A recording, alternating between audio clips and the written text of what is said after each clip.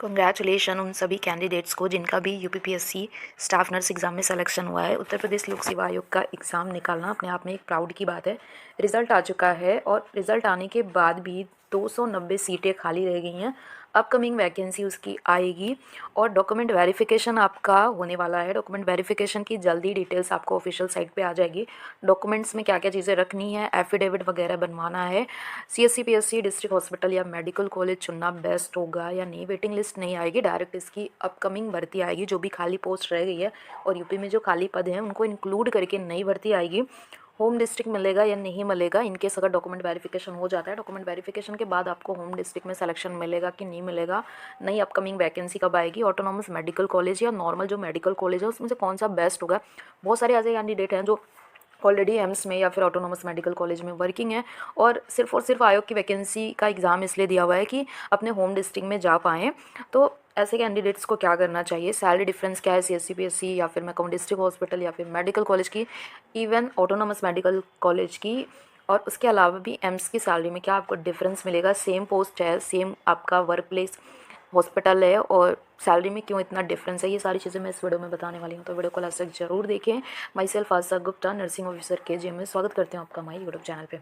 काफ़ी लंबे इंतजार और कैंडिडेट्स के प्रयास के बाद फाइनली 7 मार्च को शाम को रिज़ल्ट डिक्लेयर हो चुका है। रिज़ल्ट डिक्लेयर होने के साथ साथ ही बहुत सारे डाउट्स भी आए थे। मेरे चैनल पे कमेंट आया कि मैम सारे डाउट्स को क्लियर करिए। तो एक चीज़ बता दूं कि ये जो लिस्ट है, कमेंट आ रहे थे कि मैम ये फाइनल लिस्ट है कि इसके बाद भी कोई लिस्ट निकलेगी। तो ये जो सिलेक्शन लिस्ट है वो फाइनल है।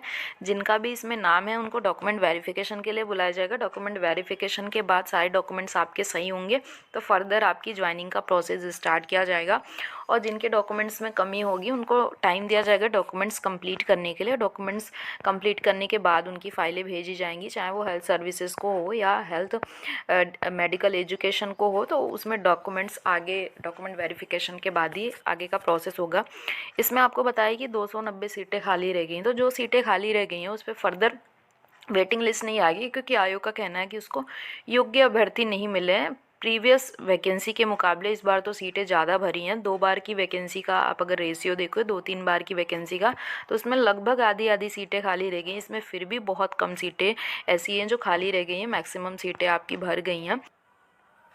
टोटल 1726 वैकेंसी निकाली गई थी, जिसमें आपके 171 जो पोस्ट हैं वो मेल के और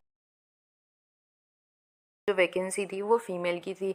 और एग्ज़ाम के बाद मतलब प्री और मेंस एग्ज़ाम के बाद लगभग आपकी जो सीटें भरी हैं वो 160 सीटें मेल की भरी हुई हैं और 11 सीटें वैकेंट रह गई हैं और 1276 पोस्ट फीमेल की भर चुकी है। और उसमें से 279 सीटें जो हैं वो खाली रह गई हैं। यानी कि टोटल मैं कहूँ मेल और फीमेल की बात करूँ तो 290 सीटें अभी भी खाली हैं। 290 जो सीटें खाली हैं उसकी वैकेंसी जो है वो आने वाली जो यूपीपीएससी की वैकेंसी होगी ना उसमें इंक्लूड करके जो नई वैकेंसी यूपी में आएगी उसमें ये पुरानी वाली जो वैकेंसी इंक्लूड करके ना नई भर्ती निकाली जाएगी।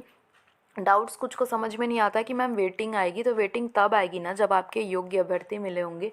आयोग का कहना है कि उनको योग्य अभ्यर्थी नहीं मिले, कट ऑफ जितना होना चाहिए या फिर पेपर का जो इतना जो नंबर होना चाहिए वो नंबर गेन करने वाले कैंडिडेट नहीं हैं, तो इस वजह से सीटें खाली रह जा रही हैं। कोई वेटिंग नहीं आएगी, एक चीज़ क्लियर हो गई। इस बार की वैकेंसी में मेनली 2 जगह के पोस्ट निकाले गए हैं। पहला जो है वो मेडिकल हेल्थ सर्विसेज का है, जिसमें आपके सीएससी पीएससी और डिस्ट्रिक्ट हॉस्पिटल आते हैं। और वहीं मैं बात करूं तो मेडिकल एजुकेशन और ट्रेनिंग वाला जो है उसमें आपके मेडिकल कॉलेज आते हैं। हमारे टाइम में जो 2021 में वैकेंसी निकली हुई थी उसमें आपका हेल्थ सर्विसेज के अंदर सीएससी पीएससी और डिस्ट्रिक्ट हॉस्पिटल था, और वहीं मेडिकल एजुकेशन और ट्रेनिंग के अंदर में आपका जो आएगा वो मेडिकल कॉलेज आएगा। और केजीएमयू ने अपनी अलग से भर्ती दी थी, तो प्रायोरिटी के अकॉर्डिंग जिन लोगों ने केजीएमयू को प्रायोरिटी दिया था उनको केजीएमयू मिला है। उसके अलावा जिन लोगों ने डिस्ट्रिक्ट हॉस्पिटल सीएससी पीएससी या फिर मैं कहूँ कि हेल्थ सर्विसेज को प्रायोरिटी दिया था उसको वो डिस्ट्रिक्ट हॉस्पिटल और सीएससी पीएससी अलॉट हुआ था, और जिन लोगों ने एजुकेशन ट्रेनिंग चुना था तो उन्हें मेडिकल कॉलेज मिला हुआ था।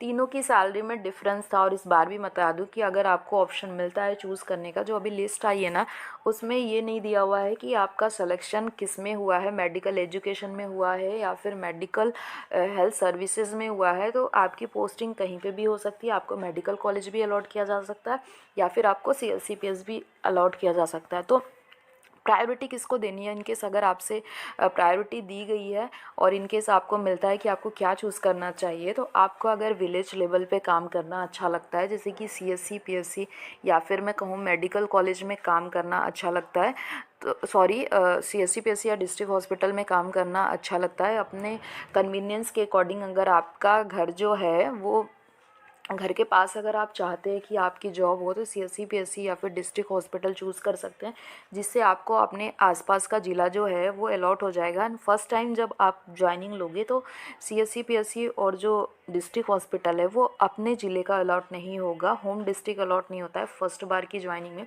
बाद में आपका ट्रांसफ़र होगा तो ट्रांसफ़र हो जाएगा, आपके होम डिस्ट्रिक्ट में आप ट्रांसफ़र ले सकते हैं।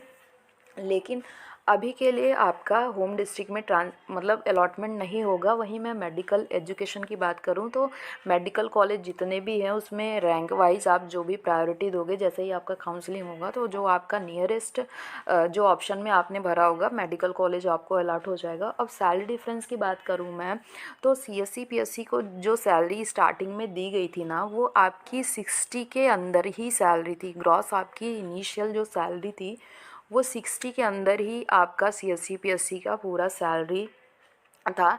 वहीं मैं कंपेयर करूं तो जो मेडिकल कॉलेज की सैलरी है वो 70 के अंदर में है। अभी भी जो मेडिकल कॉलेज पे काम कर रहे हैं, सीएससी पीएससी और मेडिकल कॉलेज की सैलरी में डिफरेंस है, लगभग 10,000 से 15,000 का डिफरेंस होता है। डिफरेंस मेनली जो होता है वो आपका एचआरए का डिफरेंस होता है, और तो और कुछ अलाउंस जो मिलते हैं उसमें डिफरेंस होता है, इस वजह से सैलरी में डिफरेंस होता है। इसके अलावा मैं बात करूं तो वही जो ऑटोनॉमस मेडिकल कॉलेज हैं, जैसे कि पीजीआई हो गया, केजीएमयू, आरएमएल या फिर सैफई, ये सब जो ऑटोनॉमस मेडिकल कॉलेज है, उनकी जो ग्रास सैलरी इनिशियली स्टार्ट हुई थी वो 80 के आसपास थी। तो अभी जो 2 साल के बाद प्रोविज़न लगभग कंप्लीट हो रहे हैं, तो इस समय अराउंड आपके 1 लाख के आसपास सैलरी है।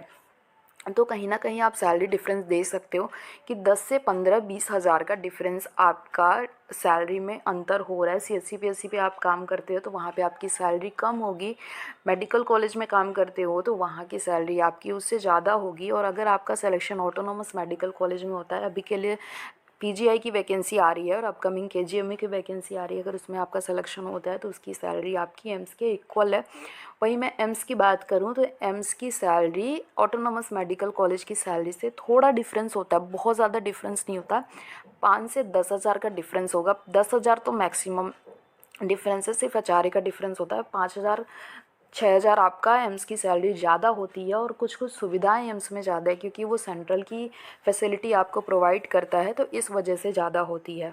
तो काम आपको सिर्फ स्टाफ नर्स का ही करना है या फिर नर्सिंग ऑफिसर का ही करना, पर सैलरी डिफरेंस से ही आपको समझना है कि आपको कौन सा चूज़ करना है। हाँ, इसके अलावा फीमेल्स का ये है कि वो अपना होम डिस्ट्रिक्ट इस वजह से चुनती हैं ताकि सपोज़ कि उनका घर उधर है, या फिर मेल ऐसे हैं जो अभी भी बाहर काम कर रहे हैं, एम्स में काम कर रहे हैं या फिर ऑटोनॉमस मेडिकल कॉलेज में काम कर रहे हैं। तो अगर आप होम डिस्ट्रिक्ट जाना चाहते हैं तो आपको ये यूपीपीएससी की वैकेंसी के थ्रू काउंसलिंग कराना चाहिए और यूपीपीएससी में ज्वाइनिंग लेनी चाहिए, ताकि आपको फ्यूचर में या फिर अभी भी काउंसलिंग के बाद आपको होम डिस्ट्रिक्ट अलॉट हो जाए। इसके अलावा मैं बता दूं कि ये ट्रांसफ़रेबल है, सीएससी पीएससी से आपका ट्रांसफ़र हो सकता है, डिस्ट्रिक्ट हॉस्पिटल से कुछ समय के बाद आपका ट्रांसफ़र हो जाएगा। मेडिकल कॉलेज में भी ट्रांसफ़र होता है, और अगर आप एक ऑटोनॉमस मेडिकल कॉलेज में हैं तो वहाँ पे आपका ट्रांसफ़र नहीं होगा, एम्स में भी आपका कोई भी ट्रांसफ़र नहीं होगा।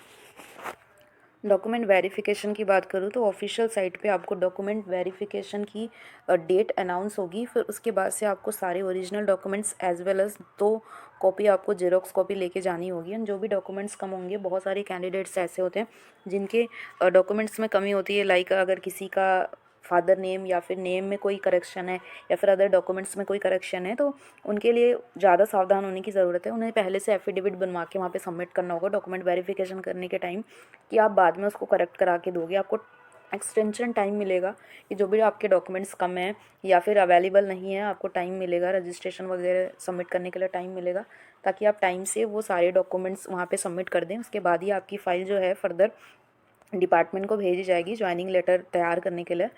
तो सारे डॉक्यूमेंट्स अपने तैयार कर लें। अगर कुछ मिस्टेक है तो एफिडेविट्स वगैरह बना लें, जल्दी डॉक्यूमेंट्स की डेट आ जाएगी। और जो जो डॉक्यूमेंट्स की नीड है, डिस्क्रिप्शन में मैंने एक वीडियो की लिंक डाली है कि आयोग में क्या क्या डॉक्यूमेंट्स लगते हैं, वो आप डॉक्यूमेंट्स बनवा लीजिए। सारे डॉक्यूमेंट्स लेके वहाँ पे जाइए। डॉक्यूमेंट वेरिफिकेशन के बाद का प्रोसेस आपका ज्वाइनिंग का होगा। इसके अलावा भी कोई डाउट्स हो तो कमेंट सेक्शन में बताइए।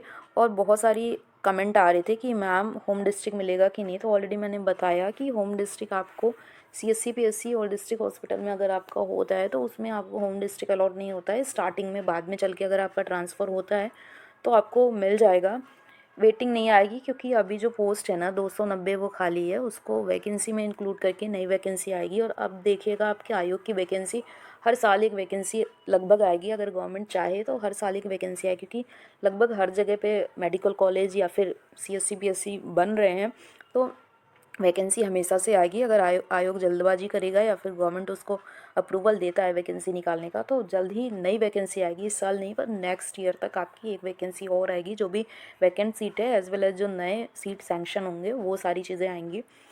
तो आई थिंक मैंने सारी चीज़ें बताई हैं। इसके अलावा भी अगर लगता है कि कोई डाउट है तो कमेंट सेक्शन में ज़रूर बताएं। मिलते हैं नेक्स्ट वीडियो में। Love you all, bye.